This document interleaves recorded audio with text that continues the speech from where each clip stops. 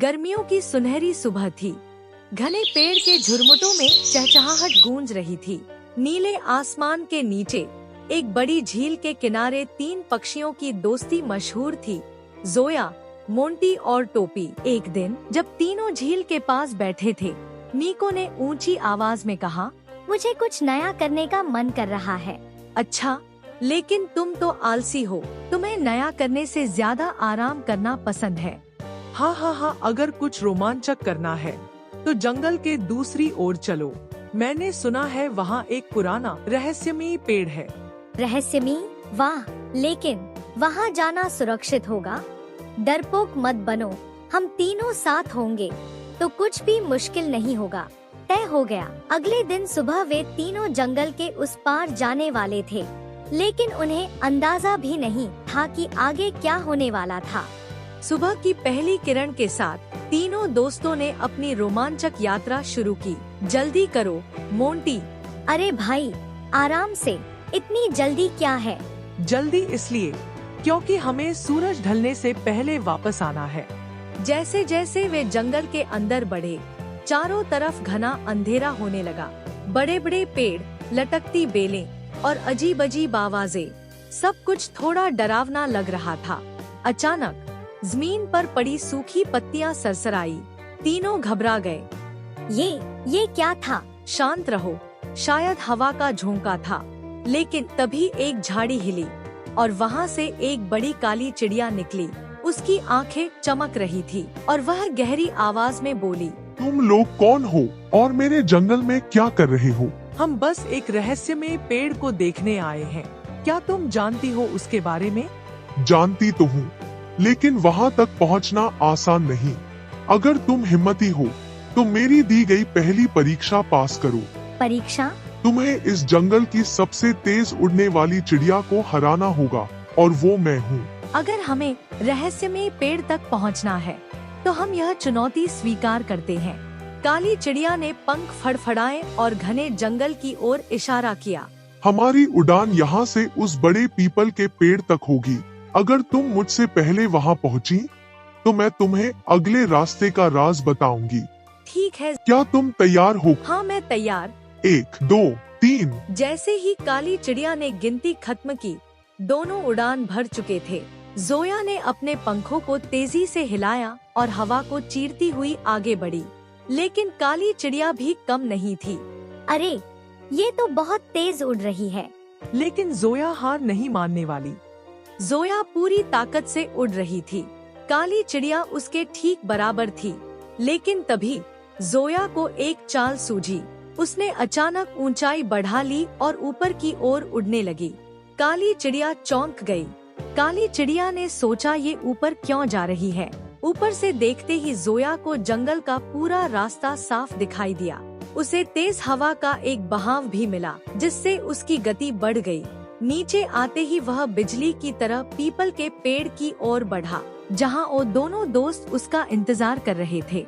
मैं जीत गई। काली चिड़िया चकित रह गई। उसने अपनी हार मान ली और बोली, वाह, तुमने तो कमाल कर दिया।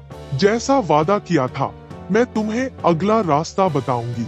अब हमें रहस्यमय पेड़ तक पहुंचने के लिए क्या करना होगा? अब तुम्हें अपने भीतर की असली ताकत को पहचानना होगा। अगले पड़ाव पर तुम्हारा धैर्य और समझदारी की परीक्षा होगी। अब तीनों दोस्तों को एक और नई चुनौती का सामना करना था। काली चिड़िया ने अपने पंख समेटे और एक पुराने बरगद के पेड़ की ओर इशारा किया। रहस्यमय पेड़ का रास्ता इसी ओर जाता है, लेकिन आगे एक जगह है जहाँ धैर्य की परीक्षा ली जाएगी। वहाँ जल्दबाजी करने वाले कभी सफल नहीं होते। जोया, मोंटी और टोपी ने एक दूसरे को देखा। ये कैसी परीक्षा होगी? बस वहाँ पहुँचो, तुम्हें खुद पता चल जाएगा। तीनों दोस्त उड़कर बरगद के पेड़ के पास पहुँचे। वहाँ एक संकरी गुफा जैसी जगह थी, जहाँ से केवल एक चिड़िया ही एक बार में निकल सकती थी। अंदर अंधेरा था और एक धीमी सरसराहट की आवाज आ रही थी। ये जगह तो डरावनी लग रही है। लेकिन हमें अंदर जाना होगा। जोया सबसे पहले अंदर गई। अंधेरे में कुछ दिखाई नहीं दे रहा था, लेकिन उसने धीरे धीरे आगे बढ़ना जारी रखा। सिसा, कौन है? एक गहरी आवाज गूंजी। तीनों ठिठक गए। हम सिर्फ रहस्यमय पेड़ तक जाने का रास्ता खोज रहे हैं। अचानक सामने से एक बड़ी उल्लू प्रकट हुई। उसकी चमकती आंखें अंधेरे में डरावनी लग रही थी। अगर तुम्हें आगे जाना है तो इस गुफा से सुरक्षित बाहर निकल कर दिखाओ, लेकिन याद रखना, यहाँ अंदर जितना शांत रहोगे उतना ही आसानी से बाहर निकल पाओगे। यानी हमें धैर्य रखना होगा। इतनी देर तक शांत रहना, ये तो बहुत मुश्किल है। अगर तुम जल्दबाजी करोगे या शोर मचाओगे तो यह जगह तुम्हें बार बार घुमा देगी। तीनों ने गहरी सांस ली और धीरे धीरे आगे बढ़ने लगे। मीको को बहुत बोलने की आदत थी, लेकिन इस बार उसने खुद को रोके रखा। कुछ देर बाद हल्की रोशनी दिखने लगी। हम बाहर आ गए। उल्लू बाहर आया और मुस्कुराया। तुम्हारे धैर्य की परीक्षा पूरी हुई। अब अगली चुनौती के लिए तैयार रहो। अब आगे क्या होगा? रहस्यमय पेड़ तक पहुंचने के लिए अगली परीक्षा क्या होगी? गहरी गुफा से बाहर निकलने के बाद मोंटी और टोपी ने राहत की सांस ली। सूरज अब सिर के ऊपर चमक रहा था, लेकिन सफर अभी खत्म नहीं हुआ था। उल्लू ने उनकी ओर देखा और कहा, तुमने धैर्य की परीक्षा पास कर ली, लेकिन रहस्यमय पेड़ तक जाने के लिए तुम्हें अब दोस्ती की परीक्षा देनी होगी। दोस्ती की परीक्षा? थोड़ा आगे जाने पर तुम्हें 3 अलग अलग रास्ते मिलेंगे। तुम्हें तय करना होगा कि क्या तुम अकेले आगे बढ़ोगे या एक दूसरे का साथ निभाओगे। लेकिन याद रखना, जो अलग होता है उसे सबसे कठिन चुनौती का सामना करना पड़ता है। तीनों ने एक दूसरे को देखा। हम अलग क्यों होंगे? हम हमेशा साथ रहते हैं। जोया ने सोचा और कहा, हम जो भी फैसला लेंगे वो मिलकर लेंगे। थोड़ा आगे बढ़ने पर 3 रास्ते दिखाई दिए। एक रास्ता पहाड़ों के बीच से गुजर रहा था, दूसरा घने जंगल से और तीसरा एक झरने के नीचे से। अब क्या करें? पहाड़ वाला रास्ता लंबा और कठिन लगता है। जंगल वाला रास्ता खतरनाक हो सकता है और झरने के नीचे जाने का मतलब भीगना और ठंड में ठिठुरना। लेकिन अगर हम तीनों साथ रहें तो कोई भी रास्ता कठिन नहीं लगेगा। तीनों ने एक साथ जंगल वाले रास्ते को चुना और आगे बढ़े। जैसे ही वे रास्ते के बीच पहुँचे, अचानक मोंटी एक पेड़ में फंस गया। जोया और टोपी ने उसका पंख पकड़ लिया। जल्दी करो, हमें उसे बाहर निकालो। जोया ने जोर लगाया, टोपी ने भी पूरी ताकत लगा दी। मोंटी डर के मारे कांप रहा था। आखिरकार दोनों ने मिलकर उसे बचा लिया। मोंटी ने राहत की सांस ली और कहा, अगर तुम दोनों नहीं होते तो मैं तो मर ही जाता। तभी हवा में एक जादुई सी आवाज गूंजी, तुमने दोस्ती की परीक्षा पास कर ली। सच्चे दोस्त वही होते हैं जो मुश्किल में एक दूसरे का साथ कभी नहीं छोड़ते। अब आगे बढ़ो। जोया, मोंटी और टोपी ने जंगल का रास्ता पार कर लिया था। अब वे रहस्यमय पेड़ के और करीब आ चुके थे। लेकिन जैसे ही उन्होंने आगे बढ़ना शुरू किया, सामने एक चमकता हुआ मैदान नजर आया। उस मैदान के बीचों बीच एक पेड़ खड़ा था, जिसकी शाखाओं पर सुनहरे फल लटक रहे थे। फल इतने चमकदार थे कि उन पर नजर टिकाना मुश्किल था। तीनों वह पेड़ के पास गया। वाह, ये फल कितने सुंदर हैं। हमें इनसे दूर रहना चाहिए, कुछ तो अजीब लग रहा है। अरे, इतना सोचने की जरूरत नहीं, शायद ये हमारी मेहनत का इनाम हो, बोला और एक फल तोड़ने के लिए आगे बढ़ा।